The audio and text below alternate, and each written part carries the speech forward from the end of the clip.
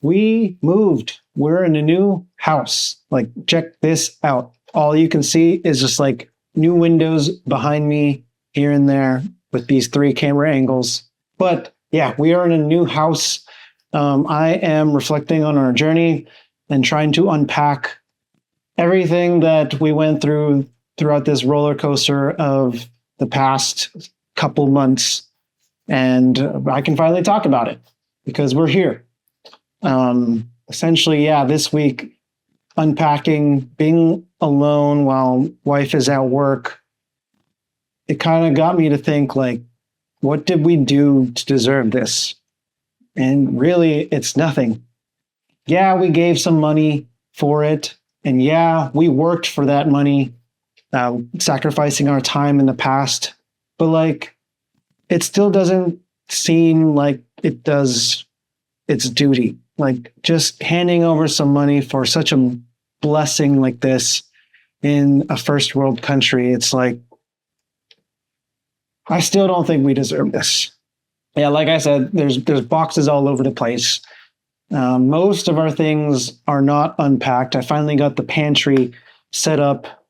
We didn't have a pantry, and our food items were just laid all over the place.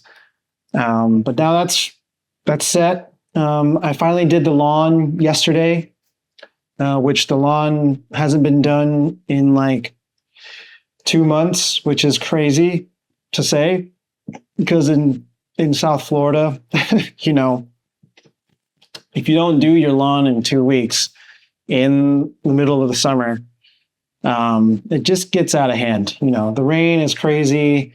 The grass grows quick. So yeah, I'm somewhat wiped out.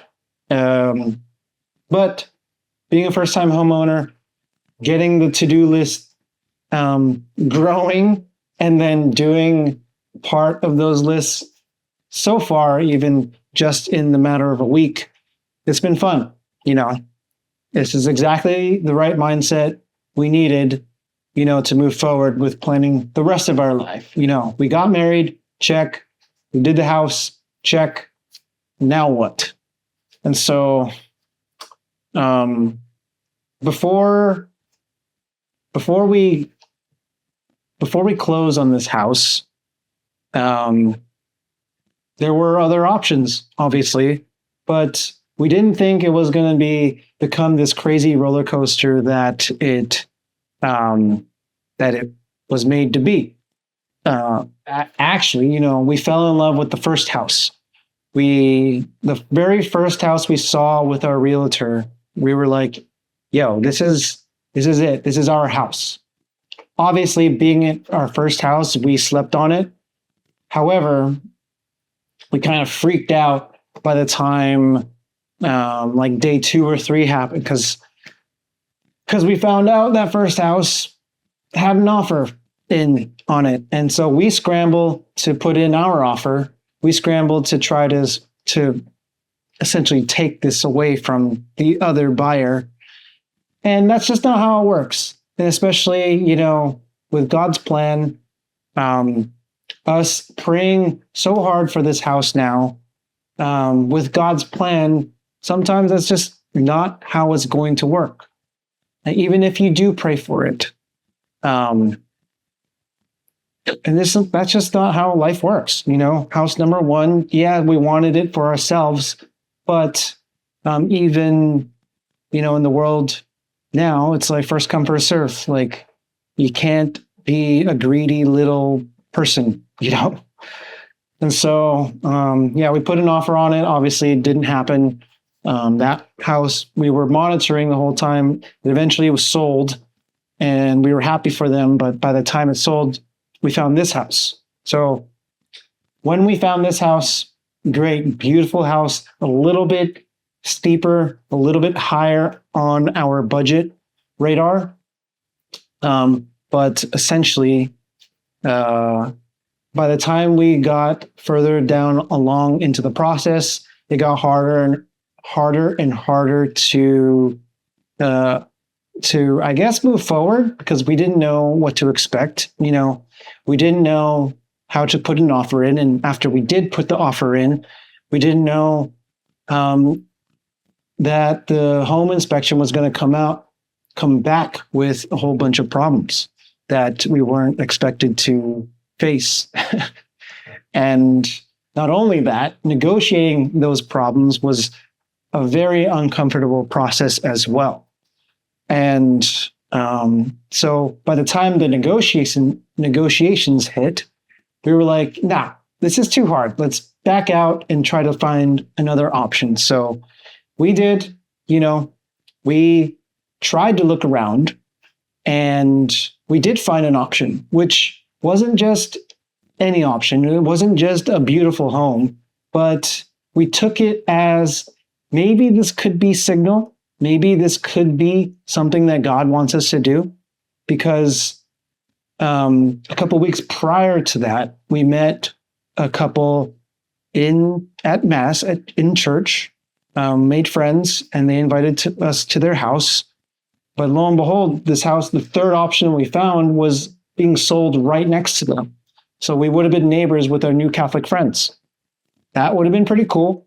We played around with that idea in our minds, like, hey, is it worth it to take it into our own hands, pull out of house number 2 and go into house number 3? Obviously, there's a couple different signals that say that wasn't the play. Like, we would have lost our deposit that we put on house number 2. We would have had to redo everything back from scratch, back from the offer onto house number 3. And so, some of those things we figured out later, but then eventually we stayed with house number 2. And, even though we prayed for all these different options, even though we asked God to say, hey, like, please take the reins, please tell us where we want to go, please tell us what is actually on the table and what is actually off. Well, I mean, the more we prayed for that, the more that we can look back now on our decision and where we left off with all 3 houses, and now we have house number 2. Essentially, we're just at peace with option 2. It's not like we prayed for these options and God gave us and spat out something. It doesn't really work like that. We really more so prayed for, hey, God, be with us in this process. God, be closer to us. Help us learn how to be closer to you in these different options, in this journey. And yeah, I mean, landing on house 2, we teed it up as much as we could, as much as possible, as best as we could. And it closed. So despite us, praying for it and trying to have God take the reins over the situation, this is still a worldly thing that really doesn't matter at the end of the day. The main goal is to get into heaven and to be with God and be closer and closer to God. This house, what a gift. The money, what a gift. Being in a first world country, what a gift.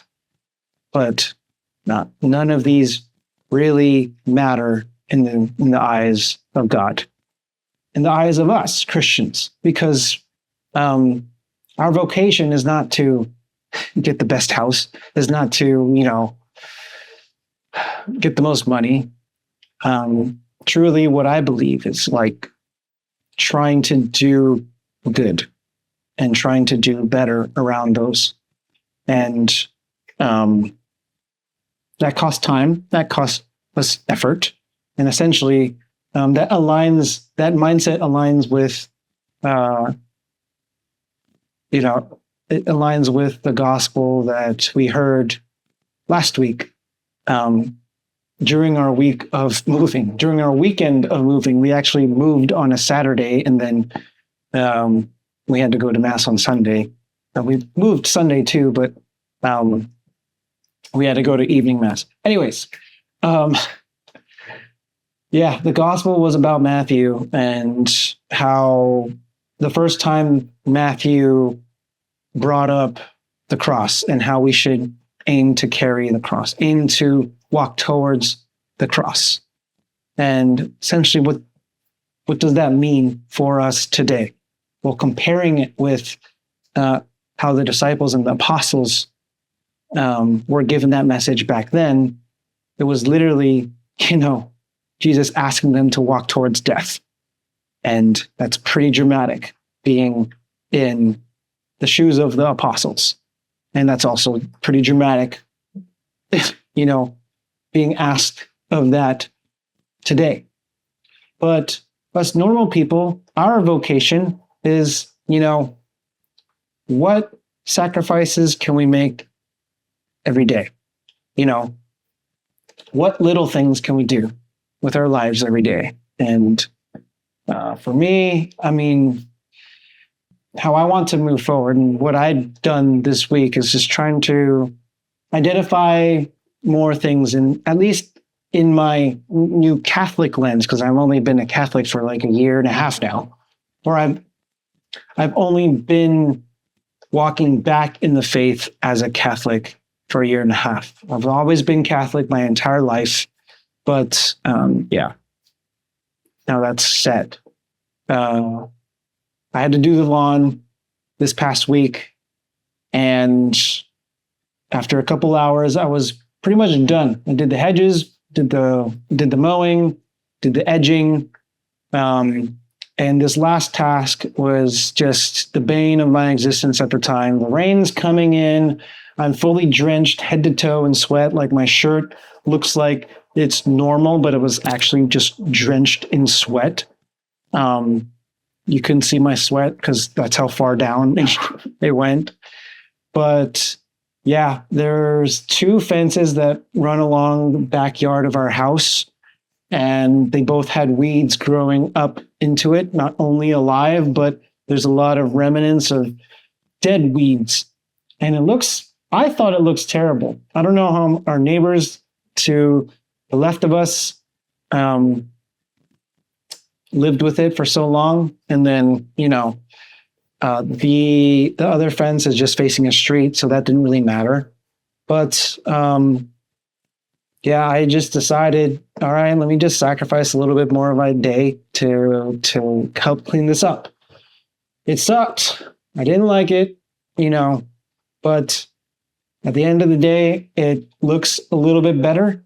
And I hope, maybe if they were annoyed with that part of the fence or the whole fence essentially with weeds, I hope, that gave them a little message, hey, this guy's not just ignoring these silly problems that we're annoyed with too. It's not a make or break our relationship. It's not a thing that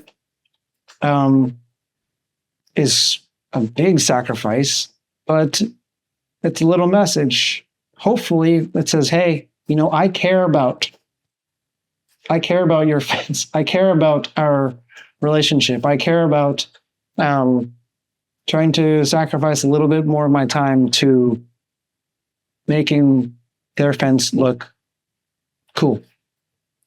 So after finishing with that was great. Done deal. I'm relieved. I'm still tired, but I think it was good work. I feel like I contributed a little bit to the world. And maybe it's the lawn for me, but maybe it's, holding a door open for you or for me. Maybe it's, picking up a little bit of trash here and there. But some people are good around you. Some people are bad, regardless, Jesus never treated anyone else differently. Jesus loved everybody the same, no matter what. And Jesus sacrificed his life for the whole world, not just the good people, but the bad people too. And who are we to judge who is bad and who is good? All we are called to do is live life closer to Christ, not only in our prayers and in private, but also in public too. And that's what I'm trying to do here as well. And so that's like kind of my whole story for this week. I don't have it all figured out. I'm not trying to teach anything. I'm just trying to, tell the story as it comes. And so, if you made it this far, I appreciate you. Let's keep on walking as true witnesses of Christ, and take care. I'll see you next week. Peace.